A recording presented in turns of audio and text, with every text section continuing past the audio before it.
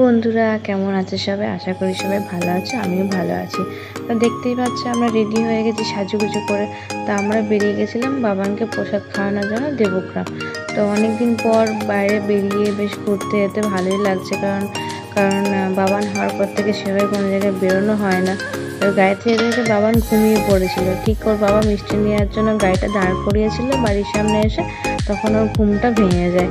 মানে ও হয়তো খুব আনন্দ পাচ্ছিল বেরিয়ে। তো বাড়িতে তারপর চলে আসলাম। বাড়িতে তো এসে দেখি সবাই ওকে দেখার জন্য আগ্রহ ব্যস্ত। ওকে পেয়ে সবাই খুব আনন্দ পেয়েছিল। তারপর প্রথমে বাড়িতে ঢুকে বেশিক্ষণ না দাঁড়িয়ে আমরা চলে গেছিলাম মন্দিরের উদ্দেশ্যে পুজো দিতে। তো মন্দিরটা একটু দেবগ্রাম থেকে একটু ছাড়িয়ে একটু গ্রামের ভিতরে মন্দিরটা, যাইনি কোনোদিনও, এই প্রথম। তোমরা কি করছে না লোহাসার বলে জায়গাটা মন্দিরটা। তো মন্দিরটা খুবই নির্জন জায়গায়, সেখানে খুব একটা লোক নেই। কিন্তু আমরা গিয়ে বসেছিলাম, ঠাকুরমশাই আসেন 12টার সময় পুজো হয় আর কি। তো মন্দিরটা একটু ঘুরে সব দেখছিলাম, বেশ ভালোই লাগছিল। শান্ত পরিবেশ, কোনো মানুষজন নেই, গাছপালা, খুব ঠান্ডা পরিবেশ। একটু ঘুরে ঘুরে দেখছিলাম। তারপর 12টার সময় ঠাকুরমশাই আসলো।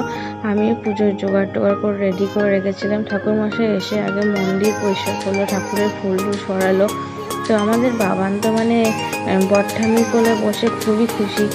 ও হয়তো লোকজন খুব পছন্দ করে। প্রথমে ভেবেছিলাম অচেনা জায়গায় এসে হয়তো কান্নাকাটি করবে, তো ওরকম কোনো ব্যাপার নেই। তো খুবই আনন্দ পাচ্ছিল। তারপরে পুজো শুরু হলো। পুজো টুজো শুরু হওয়ার পরে আবার ঠাকুরমশাইকে দেখো বাবান কি আনন্দ। তো তারপর পুজো টুজো শুরু হওয়ার পরে পুজো শেষ হলো। তারপর ওর মুখে প্রসাদ দেওয়া হলো। তো বাবান তো প্রসাদ খাওয়ার সময় নাকি মাকে প্রসাদ খাওয়াটা দেখতে নেই। তো আমি তো জানি না, আমি প্রথম। তো এরকম কি কোনো ব্যাপার আছে যে মাকে কোনো কিছু দেখতে নেই বা কিছু? তোমরা যদি জেনে থাকো অবশ্যই কমেন্ট করে জানিও। তা আমাদের বাবান তো প্রসাদটা খুব আনন্দ সহকারেই খাচ্ছিল, খুব আনন্দ পাচ্ছিল, খুব হাসছিল, খুবই মজা পাচ্ছিল আর কি।